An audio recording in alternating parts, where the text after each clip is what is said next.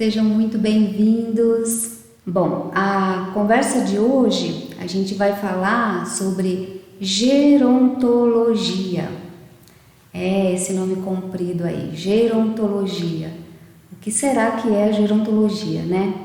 Então, só para dar uma pincelada, porque se a gente for falar de gerontologia mesmo, a gente vai ficar várias noites, vários dias, né, falando sobre a gerontologia. Mas usando só a questão da palavra mesmo, gerontologia é o estudo do envelhecimento, né? Nossa, estudo do envelhecimento, a gente precisa de um estudo para entender as propriedades do envelhecimento? Sim, a gente precisa disso e esse estudo começou na Europa, né? Tudo começou na Europa porque a Europa é um país que já se tem muitos velhos na nossa frente, porque a América é um país, né, um continente novo, e a gente está começando o nosso processo do envelhecimento agora.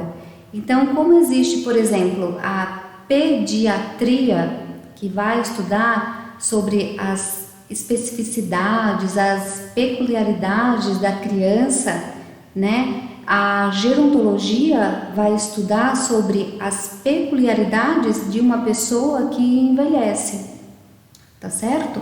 Então hoje a nossa conversa vai ser baseada na gerontologia. Então assim, para a gente entender, que eu acho que já tinha até falado, mas é bom a gente sempre lembrar da questão das definições, aqui no Brasil, a Organização Mundial de Saúde considera o idoso todo indivíduo com 60 anos ou mais. A partir completou 59 anos, ele tem 59 e 8 meses. Não, ele não é um idoso. É só quando ele completa no dia seguinte que ele completou 60 anos, ele é considerado idoso. Falar disso, considerado idoso, geralmente a consideração da Organização Mundial da Saúde é para questões burocráticas, né? Eu não tenho 59 anos ontem e hoje eu completei 60 e eu pego uma bengala e saio dentro dos modelos de que eu sou um idoso. Não é isso. A organização ela decreta por causa das questões burocráticas e também porque as pessoas que hoje completaram 60 anos, elas nasceram numa época que, se elas não tinham uma profissão, um registro numa carteira, por exemplo, elas não eram bem cuidadas pelo Estado e elas chegam aos 60 anos com o que a gente chama de envelhecimento precoce. Eram pessoas, por exemplo, as pessoas da área rural, quando elas não tinham nenhum benefício diferente de hoje, né, depois dos anos 80 que a gente teve o surgimento do SUS, a gente tinha pessoas que trabalhavam em péssimas condições de trabalho, não tinham nenhum benefício e hoje eles usaram esse corpo para o trabalho e hoje é um corpo que ele não dá conta mais de fazer as suas atividades que antes ele fazia, ou porque teve uma alimentação inadequada, ou porque o ambiente de trabalho numa fábrica era inadequado, certo? Então, é por isso que há essa divisão de idade, pelas questões burocráticas, de ter assistência, de ter aposentadoria, de ter direito a alguns benefícios, né, que a sociedade colocou e o Estado também colocou, como transporte público, alguns direitos, né, pela Previdência, e aí o Estatuto do Idoso vem para dizer isso, olha, realmente a gente precisa ter uma lei própria. E a gente tem no Brasil o Estatuto do Idoso para isso, né? Então, como eu já tinha dado um leve levantamento para vocês sobre o que era gerontologia, reforçando aqui que vocês precisam estudar, eu sempre falo isso, né? Que as definições vocês precisam saber, né? Decorar para saber por quê? Porque quando vocês vão prestar provas, né? Seja para o trabalho de monitorar as instituições que trabalham com idosos, elas fazem processo seletivo e geralmente perguntam o que é gerontologia, né? Aí tá lá a definição, o estudo do processo do envelhecimento é definido como gerontologia. E o que é a geriatria? A geriatria é a ciência que estuda as doenças que afetam o idoso, né? Que são doenças diferentes das doenças que afetam o jovem e a criança. Mas se a gente for pontuar mesmo, algumas doenças são acometidas na fase do envelhecimento, não acometem a uma criança. Por exemplo, as doenças reumatológicas, as doenças osteoartrose, né, as artroses, por exemplo, as doenças cardíacas de válvula. Então, existe essa separação para exatamente a gente saber o que é. A gerontologia, então, ela se depara com o estudo desse envelhecimento, como que é que esse envelhecimento se dá, e a geriatria com a questão das doenças, tá bom? Isso precisa ficar bem claro para vocês, para quando vocês precisarem estudar para concurso, tá bom? Aí tem uma questão: qual a idade para um indivíduo ser considerado idoso no Brasil? Olha que interessante. O Estatuto do Idoso define que a pessoa atinge essa condição aos 65 anos de idade, mas o Estatuto ele considera uma lei que é uma lei à parte disso, né? A parte da Organização Mundial da Saúde, mas a nossa Previdência, a Previdência brasileira, ela considera o idoso a partir de 60 anos. O que a gente está tendo um problema agora dentro do Brasil é que muita gente envelheceu muito rápido e aí a Previdência não estava dando conta de aposentar todas as pessoas, seja por tempo de trabalho ou seja pela condição de se tornar velho e não ter mais condição de trabalhar. Daí está tendo uma conversa entre todas as instâncias, né? Seja pelo estatuto, pela previdência, pelas classes de trabalho, para que a gente retarde a idade de uma pessoa quando ela envelhece, assim como foi feito na Europa, que eu me torne velho, idoso aqui no Brasil a partir dos 75 anos, mas isso ainda está estudando. Então, o que se sabe hoje, o que tem por lei é uma pessoa com 60 anos, ela é considerada uma pessoa idosa, tá bom? Esse é o que a gente tem por hoje. Vamos lá. O que a gente precisa entender, que são dois conceitos que eu já tinha falado e a gente vai tornar a repetir aqui, que são conceitos dentro da gerontologia, dentro do estudo do envelhecimento, que são elas, senescência e senilidade. Não sei se essas palavras são novas para vocês, mas vamos lá, mais uma vez, para quem já tenha visto, mas para quem não tenha visto, é uma novidade. Então vamos lá entender. O que é senescência? Olha lá, é o envelhecimento fisiológico do organismo marcado por um conjunto de alterações orgânicas, funcionais e psicológicas. Nossa, o que é isso? Envelhecimento fisiológico do organismo marcado por um conjunto de alterações orgânicas. O que é uma alteração orgânica? Então vamos lá. Toda pessoa, quando ela nasce, ela tem 2 rins. E os rins têm uma função primordial no corpo do ser humano, né? Ele vai filtrar todas as substâncias que a gente coloca no corpo. Então ele vai fazer uma filtragem, ele é o nosso filtro. E aí ele tem todos, dentro da sua anatomia, o rim, ele tem todos os componentes para fazer esse filtro, que são os alvéolos e todas as suas células. De tanto ele fazer a filtragem, né, de vários anos, então se ele filtra o líquido, né, das pessoas, por exemplo, que não bebem, de pessoas que comem pouco sal, de pessoas que fazem exercício físico, esse rim ele vai trabalhar de uma forma melhor. Então pode ser que ele chegue aos 100 anos, esse rim, fechando e abrindo seus alvéolos e filtrando as substâncias que não podem ficar no sangue e que a gente elimina pelo xixi. Tem pessoas que nascem com algum probleminha no rim e que quando chega aos 40 anos tem problema de fazer essa filtragem. Então o que acontece? Ele vai fazer xixi, mas o rim joga muito fora a água e propriedades que faz mal, propriedades tóxicas, ficam no organismo da pessoa. Então, às vezes a pessoa precisa fazer uma eliminação desses produtos tóxicos que ficaram no organismo, porque aquele rim, ele por algum motivo ele não consegue filtrar. aí a pessoa vai e faz uma diálise peritoneal, por exemplo. Um mecanismo que você coloca uma sonda na sua barriga e tira as toxinas a partir do seu peritônio, que é uma pele que protege o nosso abdômen. Ou um caso mais complicado seria eu fazer hemodiálise. Eu tiro todo o meu sangue, filtro pela máquina e devolvo o sangue sem as toxinas. Então isso é uma alteração funcional. O meu rim, ele não consegue trabalhar todo esse tempo, né? Mas não porque eu tenho uma doença. Então isso é a senescência, ou seja, eu perdi uma capacidade, por exemplo, no meu joelho, né? O meu joelho eu não tenho artrose, mas a minha articulação, a cartilagem, ela foi sendo perdida por causa do tempo. Então, a senescência é o envelhecimento fisiológico do organismo.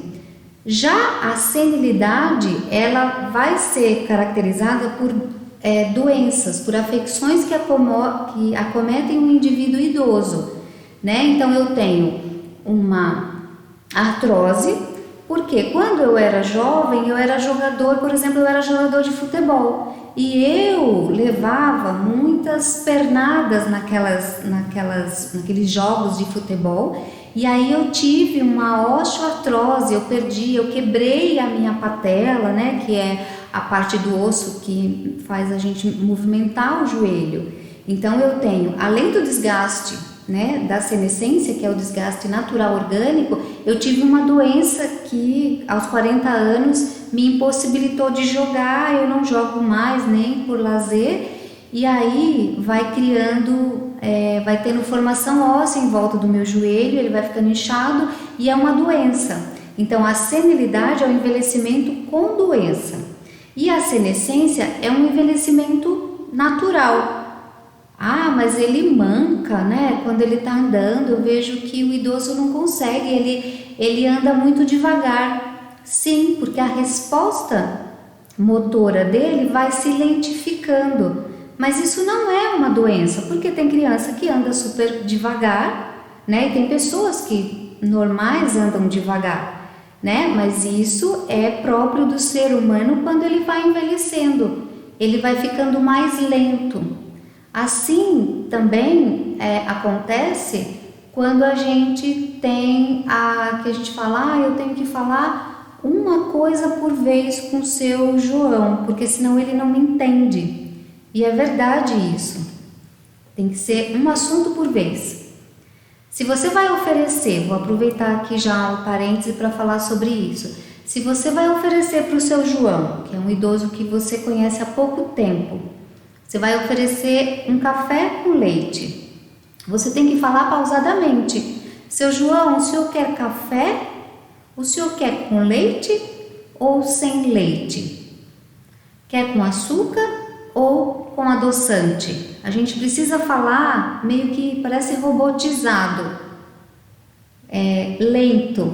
Porque se a gente for falar igual quando a gente vai pedir um café numa padaria, o cara fala, é com leite ou sem leite? É açúcar ou adoçante? Tem hora que você nem entende o que a pessoa fala, de tão rápido que ela fala por causa do automatismo dela, né? Com uma pessoa idosa, a gente tem que falar mais devagar, pausadamente, e a primeira coisa é direcionar o que você vai falar. Você chama a atenção dela para você poder realmente falar, tá certo? Então, essas duas definições têm que estar bem clara para vocês: senescência e senilidade. Com relação à epidemiologia, o que aconteceu, né? Aconteceu que a gente teve uma mudança de perfil de doenças no Brasil, né?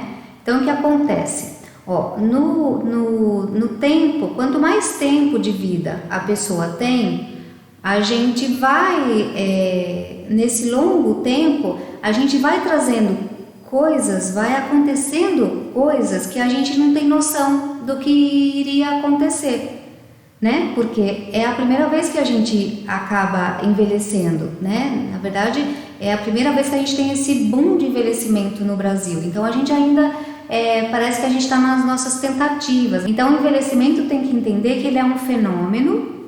Esse fenômeno se dá pelo alongamento do tempo de vida, que ocorreu inicialmente em países desenvolvidos, porém mais recentemente e nos países em desenvolvimento, como nós aqui no Brasil, a Índia, a China e outros países da América do Sul e América Latina, a gente veio fazendo isso de uma forma mais acentuada, mais rápida. A gente não deu tempo de, por exemplo, da gente ter condições financeiras melhores para cuidar melhor dos idosos. A gente não conseguiu fazer isso, porque o envelhecimento veio muito rápido e foi tudo muito acelerado e tudo junto e misturado, a gente costuma falar, né? Não foi um envelhecimento que os gestores de saúde puderam pensar, nossa, olha, a gente vai ter a atividade para todos os idosos, aqueles idosos que não conseguiram estudar na sua juventude porque era muito difícil, né? A gente sabe que na década de 60 era difícil ir para a escola, não tinha oportunidade, as pessoas não tinham oportunidades porque a maioria morava em região rural. E daí acabou que eles se desgastaram e não tiveram estímulo, né? Diferente das pessoas que nasceram na década de 70, que já foram estimulados de maneira diferente, né? Que hoje, em 2020, estão completando 50 anos. É diferente de uma pessoa que completa 50 anos hoje, que é da década de 70, e uma pessoa que tem 70 anos, que é da década de 40, né? Então, isso é tudo mudou muito esse padrão de envelhecer. E esse custo, esse gasto, ele o tempo inteiro, ele está pedindo para que os gestores saibam o que fazer com essa população, que veio todo mundo junto, envelheceu todo mundo junto. Por quê? Porque a gente já tinha falado sobre isso numa outra aula que eu dei, sobre a questão de que antigamente, né, nos anos 30, 40, até os anos 50, as mulheres, né, os casais, eles tinham muitos filhos, né? Então, numa geração de que um filho tinha diferença de 1 ou 2 anos numa família, num casal que teve 10 filhos, numa diferença cada um de 1 ano, imagine, esses 10 filhos envelheceram juntos. Então, isso para o Estado, para o governo dar conta de trabalhar com todo mundo que foi envelhecendo, todo mundo junto, isso dá muito trabalho. A gente tem que sentar e elaborar programas de saúde pública, programa não só de saúde, mas programa cultural, programa até social, da sociedade entender que processo é esse, né? De quebras de paradigma, de quebra de preconceito. Ainda a gente tem muita gente sendo preconceituosa, né? Xingar uma pessoa, por exemplo, seu velho, é a coisa mais horrível que se pode ter, né? Mas os velhos falam isso hoje, que quando você sofre um preconceito, ninguém sofre assim, você é um jovenzinho.